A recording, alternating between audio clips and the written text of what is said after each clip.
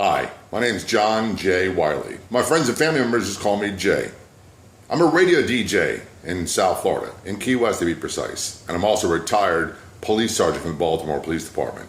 This is a blue badge challenge that was issued by my brother, retired police detective Kenny Driscoll, also in Baltimore Police Department, about what it's like to be a member of the Baltimore Police Department in Baltimore, Maryland. Now we know Baltimore's been in the news a lot lately. Negative attention, and I'd have to say, in my opinion, very unfair the way that they are portraying the police officers in Baltimore, and also very inaccurate too. Believe it or not, prior to becoming a police officer, I wanted to be a Catholic priest. Yeah, my friends that know me probably going to laugh, but I was actually attending a high school, college preparatory seminary because I dedicated my life to becoming a Catholic priest. However, I went on a date with a young lady about junior year of high school and found out that celibacy was not for me. I knew right then I wanted to be a police officer. The problem was where? Well, back then, around 1980, no one was hiring, or very few people were hiring. Then one day I drove through Baltimore and I saw a billboard. They were looking for police officers, and I took the test, did the interview, went through the whole process, and I was actually shocked and surprised they hired me. When I say shocked, because I wasn't sure I had what it took to be a police officer in a city like Baltimore. Baltimore has always had a tough reputation. As a matter of fact, in my opinion, it's because of the people of Baltimore and the people of Maryland backing up the military time is the reason why we won the War of 1812. They've been willing to fight and been fighting for a long time. I met great people, a new family, so to speak, police officers from all over the United States. Because see, in the early 80s, they had a hard time recruiting officers to work in Baltimore. Funny, I don't think that's changed. So we had men and women from all walks of life, all races, all creeds, all sexual orientations that were coming from all over the United States to work in Baltimore, in addition to people from Baltimore themselves.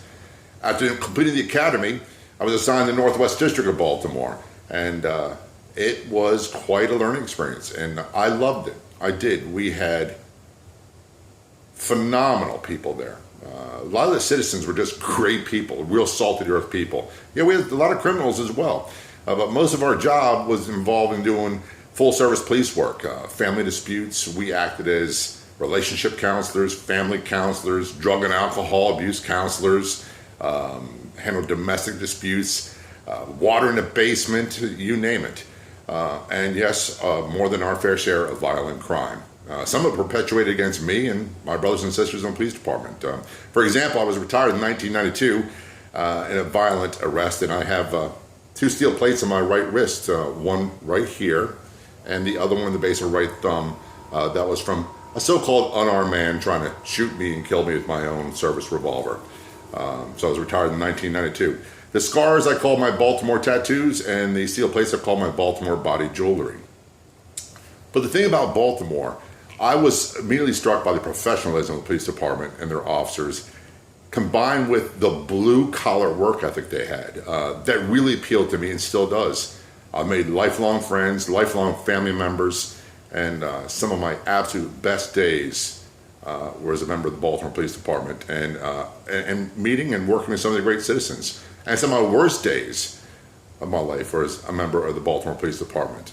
That's a different story for a different day. Lots of violence, a lot of officers killed, maimed, injured, and of course lots and lots of people murdered. And that has not changed. I'll say this, when a young man or woman is a victim of violent crime in Baltimore and is dying in the street, it's normally a Baltimore police officer there with them, doing what they can to try to save them. Quite often, the last person they see is a Baltimore police officer. It's not a social worker. It's not so-called community activists. It's damn sure not politicians. They're never there.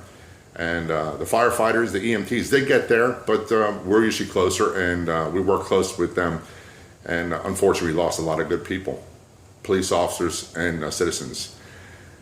One thing that amazes me is that after all these years, and all the money spent in Baltimore, between the federal government, state government, and city, how come it hasn't changed? Why is it still bad? Why do people still live in subhuman conditions?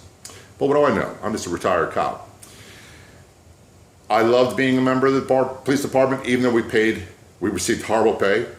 with the worst equipment, the most crime. They worked us hard. There's a camaraderie that we still share to this day.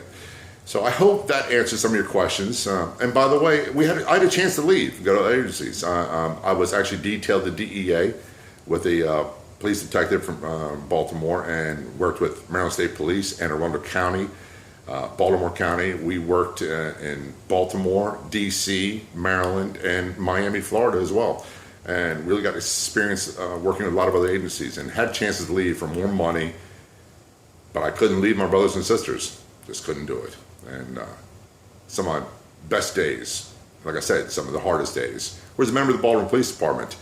But I'm eternally proud, and to my last dying day, I will always support and defend police officers all over.